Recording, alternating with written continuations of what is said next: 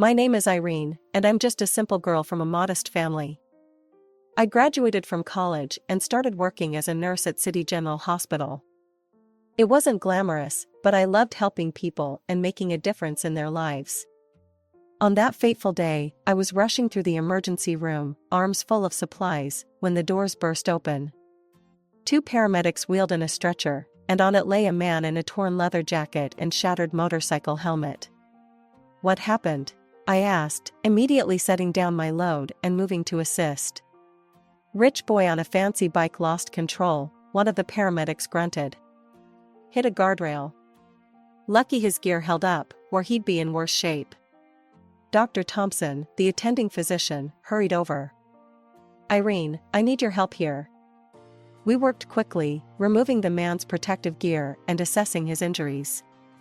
Despite the severity of the crash, he seemed to have escaped with only a broken arm and some nasty bruises. As we cut away his shirt, I couldn't help but notice his toned physique and the expensive watch on his wrist. Where am I?" the man groaned, regaining consciousness. "You're at City General," I told him softly.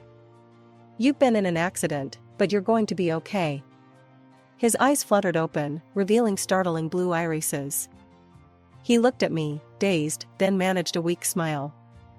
"An angel," he mumbled, before passing out again. I felt my cheeks flush and quickly busied myself with preparing his drip. "Looks like you've got an admirer, Irene," Dr. Thompson chuckled. "This is Jake Thornton, son of Richard Thornton. You know, the guy who owns half the city?" Over the next few days, I found myself assigned to Jake's room more often than not. He was healing well, but his cocky attitude was beginning to grate on my nerves. "Hey, Nurse Angel," he'd call out whenever I entered. "Come to make my day brighter?" I'd roll my eyes, trying to hide my blush. "I'm here to check your vitals, Mr. Thornton. Nothing more." Despite his arrogance, there was something about Jake that intrigued me. He was more than just a rich boy with a pretty face. When he thought I wasn't looking, I'd catch him reading complex financial reports or speaking fluent Mandarin on his phone. On the day of his discharge, I felt an unexpected pang of sadness. I told myself it was ridiculous, he was just another patient, and an annoying one at that. "Well, Nurse Angel," Jake said as he gathered his things, "I guess this is goodbye."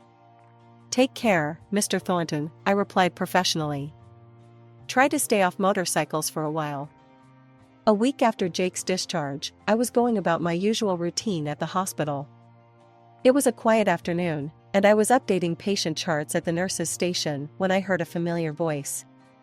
"Excuse me, I'm looking for Nurse Angel. Have you seen her?" I looked up, startled to see Jake Thornton standing there, a bouquet of flowers in his hand and that cocky grin on his face. He was dressed in an expensive suit that probably cost more than my monthly salary. "Mr. Thornton," I said, feeling my cheeks warm. "What are you doing here? Is everything all right with your arm?" He chuckled. "Please, call me Jake. And my arm's fine, thanks to your excellent care. These are for you, by the way." He handed me the flowers. I accepted them awkwardly, aware of my coworkers' curious stares.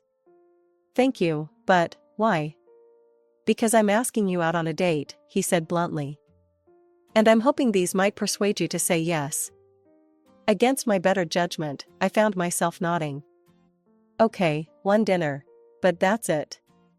Jake's face lit up. "Great. I'll pick you up at 8. Wear something nice." As he strode out of the hospital, leaving me standing there with a bouquet of expensive flowers, I couldn't help but wonder what I'd just gotten myself into. That night, I agonized over what to wear. My closet was full of practical clothes for work, nothing suitable for a date with someone like Jake Thornton. I finally settled on a simple black dress, the only one I owned. At 8 o'clock sharp, a sleek black car pulled up outside my modest apartment building. Jake stepped out, looking like he'd just walked off a magazine cover in his tailored suit. "You look beautiful," he said, his eyes appreciative as he opened the car door for me. The restaurant he took me to was the kind of place I'd only ever seen in movies.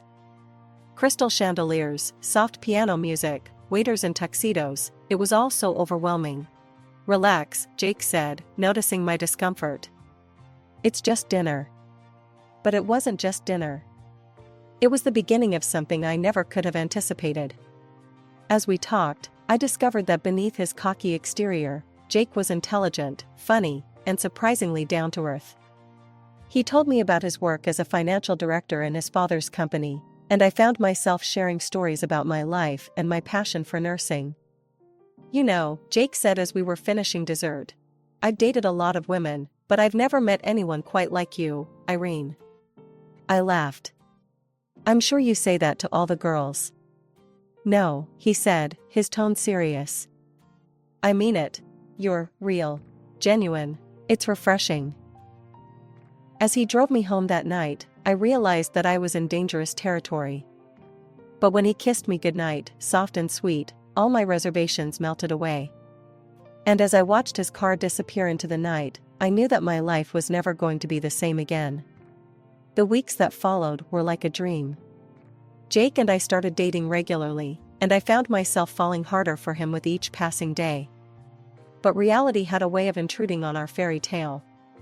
The first time Jake took me to meet his parents, I knew immediately that they disapproved of me. "So, Irene," Jake's mother, Elizabeth Thornton, said coolly, "Jake tells us you're a nurse?" I nodded, trying to hide my nervousness.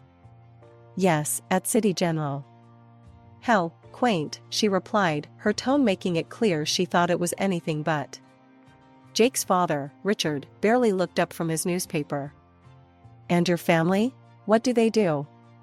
"My father's a retired police officer, and my mother's a teacher," I said proudly. Elizabeth exchanged a look with her husband that spoke volumes. It was clear they thought I wasn't good enough for their son. As we left that night, Jake squeezed my hand reassuringly. "Don't worry about them," he said. "They'll come around eventually." But I wasn't so sure. The disapproval of Jake's parents cast a shadow over our relationship, one that I couldn't quite shake. Despite this, Jake and I grew closer. He showered me with affection and gifts, taking me to places I'd only ever dreamed of. But I never felt comfortable in his world of wealth and privilege. I was always acutely aware of how different we were. One night, after a particularly lavish date, I confronted Jake about it. "Why me?" I asked. "You could have any woman you want. Someone from your world. Why choose a simple nurse?" Jake cupped my face in his hands. "Because you're real, Irene.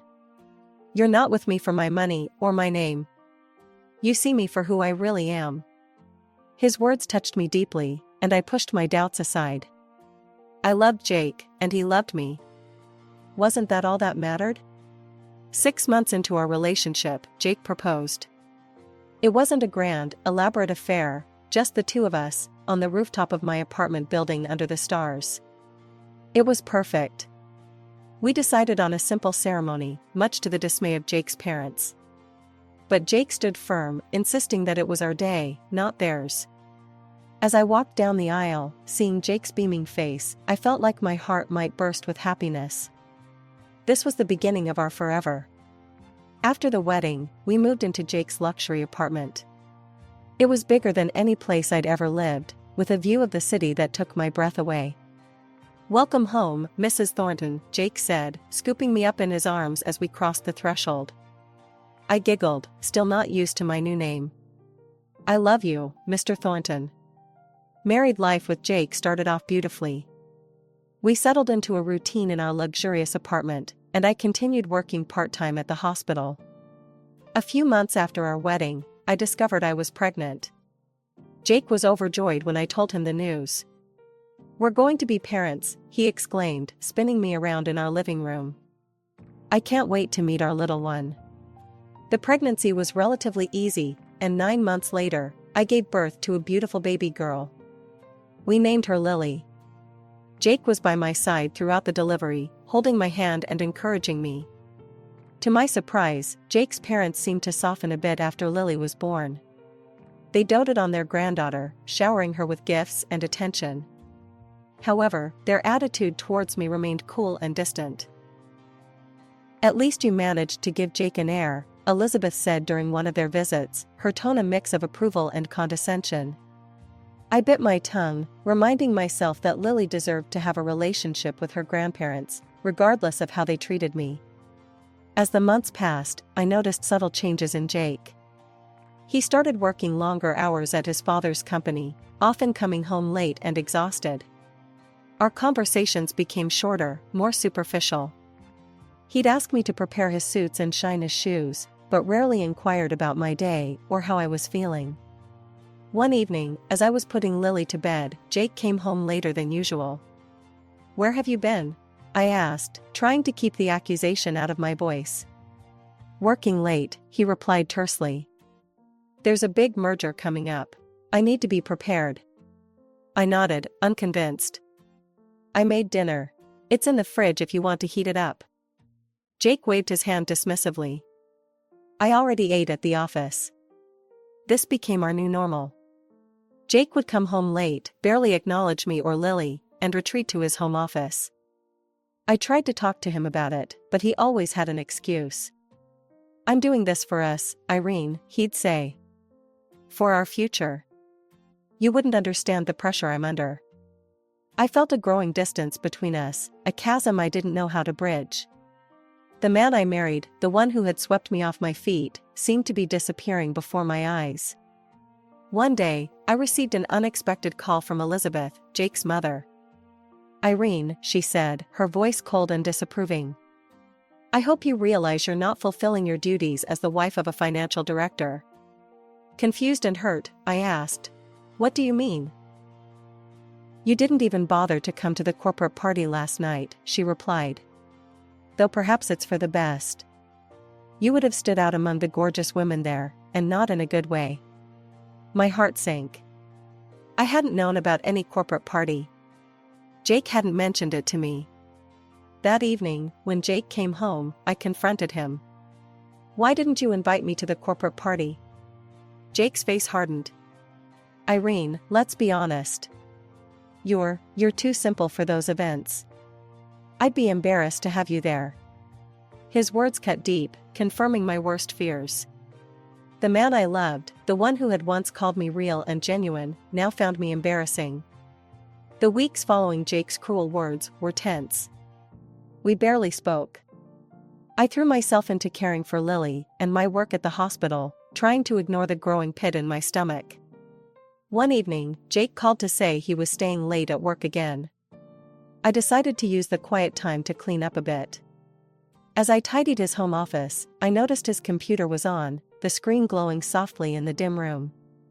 I hesitated for a moment, my hand hovering over the mouse. I knew I shouldn't, but something compelled me to look. To my surprise, the computer wasn't password protected.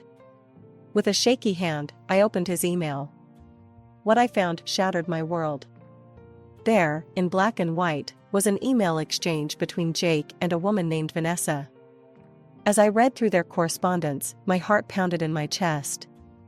They weren't just coworkers, they were lovers. They mocked me, calling me a hen, a fool, a redneck without taste. Jake praised Vanessa's skills in bed, while dismissing me as dull and unattractive. With trembling hands, I copied all the correspondence I could find onto a USB drive. I needed proof, something concrete to confront Jake with. I barely slept that night, tossing and turning as Jake's words echoed in my mind.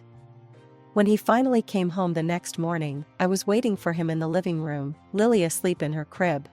"We need to talk," I said, my voice surprisingly steady. "I know about Vanessa." His face paled for a moment, before a smirk settled on his lips. "Come on, Irene. Did you really think someone like me would be satisfied with someone like you? Vanessa is everything you're not: beautiful, sophisticated, amazing in bed."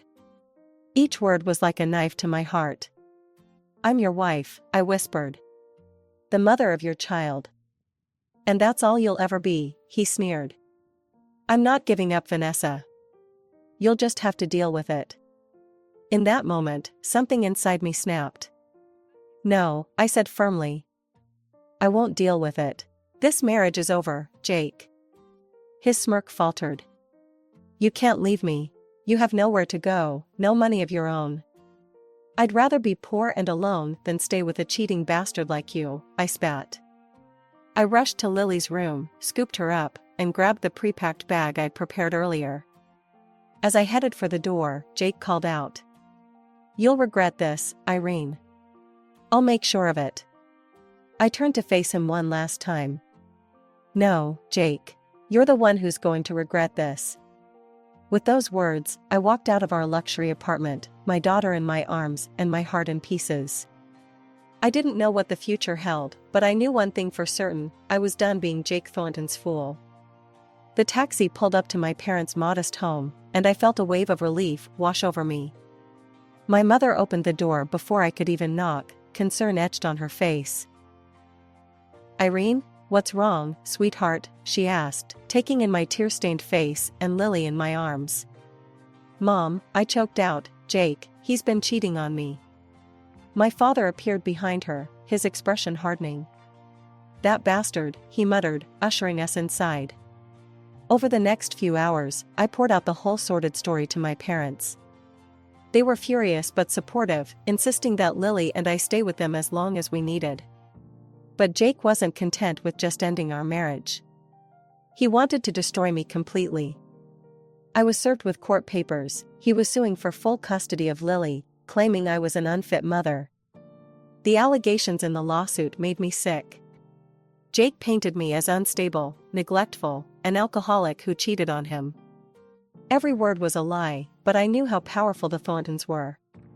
My saving grace came in the form of the USB drive I'd taken from Jake's computer. In court, his smug expression faltered as my lawyer presented the evidence. The judge, a no-nonsense woman, saw right through his lies. In the end, I was granted primary custody of Lily, with Jake ordered to pay a hefty amount in child support and alimony. I thought that would be the end of it, but I was wrong. A few weeks later, as I was settling into life at my parents' house, a sleek car pulled up outside. Jake stepped out, followed by a stunning woman I assumed was Vanessa. "I'm here to see my daughter," Jake demanded as I opened the door. Before I could respond, Vanessa pushed past me into the house. Her nose wrinkled as she looked around. "My God, Jake," she said loudly, "this place is like a homeless shelter. And these old people? They're practically worthless." I saw red. How dare she insult my parents, who had welcomed me with open arms when I had nowhere else to go? "Get out," I hissed, my voice shaking with rage. "Both of you, get out of my house right now." Jake's face twisted with anger. "You can't keep me from my child, Irene. I'll take her from you, just wait and see." As I slammed the door in their faces, I knew this wasn't over. Jake and Vanessa wouldn't stop until they'd taken everything from me. I needed to fight back. That night, I called my father's old police buddy, now a private investigator, named Frank. "I need dirt on Jake and his new girlfriend," I told him. "Anything you can find." Frank's investigation yielded more than I could have imagined. Vanessa, it turned out, had a colorful past as an escort, living off rich men's money. But that wasn't all. She was currently embezzling from Jake's company and selling insider information to their competitors. Even more shocking, Frank uncovered evidence that Jake himself was far from innocent. He'd been siphoning money from the company into offshore accounts for years. I had the power to bring Jake and Vanessa's world crashing down around them. But I wouldn't act rashly. No, I would bide my time, waiting for the perfect moment to unleash this information for maximum impact. It was a quiet Tuesday afternoon when my phone rang. I was surprised to see Elizabeth Thornton's name on the caller ID. With some trepidation, I answered. "Irene," Elizabeth's cold voice came through the speaker. "My birthday is next weekend. I expect Lily to be there. You may accompany her if you must." Before I could respond, she hung up. I stood there, phone in hand, a plan forming in my mind. This was the opportunity I'd been waiting for.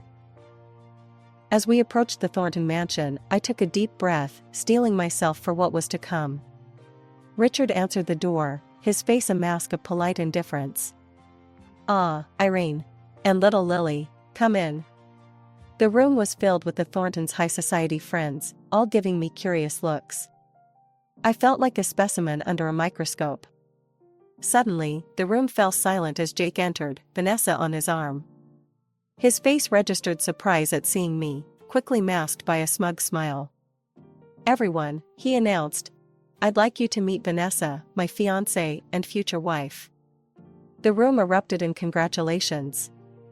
Elizabeth and Richard fawned over Vanessa, showering her with compliments. "Oh, Jake," Elizabeth gushed, "Vanessa is simply wonderful. Such impeccable breeding and education. A much better match for you than, well."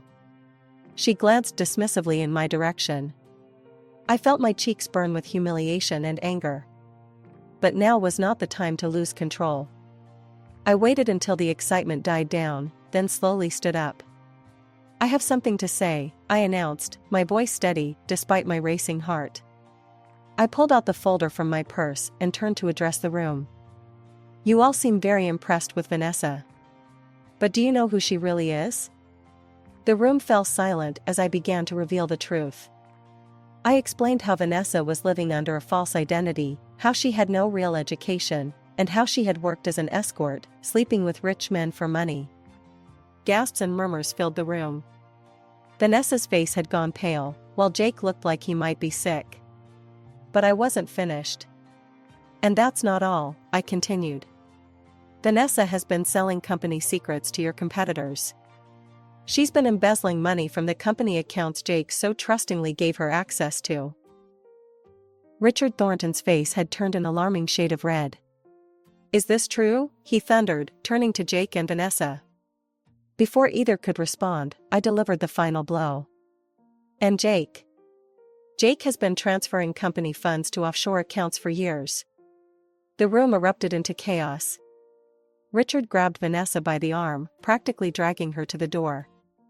"Get out of my house, you deceitful witch," he roared. "I'll see you in court for this." He then rounded on Jake, his hand connecting with Jake's face in a resounding slap. "You're fired, you ungrateful scoundrel. How dare you steal from your own family?" In the midst of the pandemonium, I calmly picked up Lily and headed for the door. As I passed Jake, who was holding his reddened cheek, I paused. "I told you you'd regret this, Jake," I said softly. "Goodbye." In the weeks following the explosive revelation at Elizabeth's birthday party, my life took yet another unexpected turn. One afternoon, I received a call from Richard Thornton. "Irene," he said, his voice uncharacteristically hesitant, "Elizabeth and we'd like to speak with you. In person, if possible." Curious and slightly apprehensive, I agreed to meet them at a quiet cafe the next day.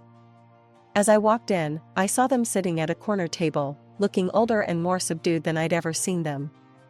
"Irene," Elizabeth began as I sat down, "we owe you an apology. A big one." Richard nodded solemnly. "We misjudged you terribly. You saved our company, our reputation.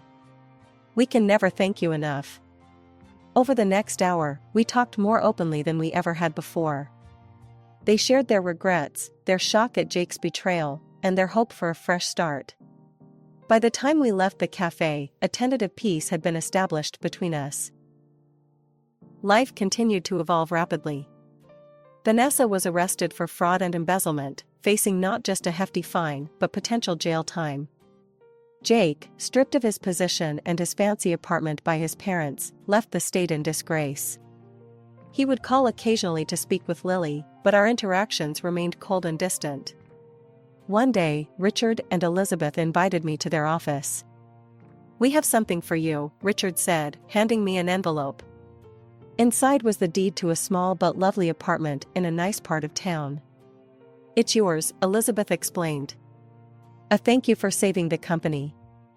And a new start for you and Lily." I was overwhelmed by their generosity. "I don't know what to say." "Say you'll accept it," Richard said warmly. "And there's more. We'd like to pay for your education.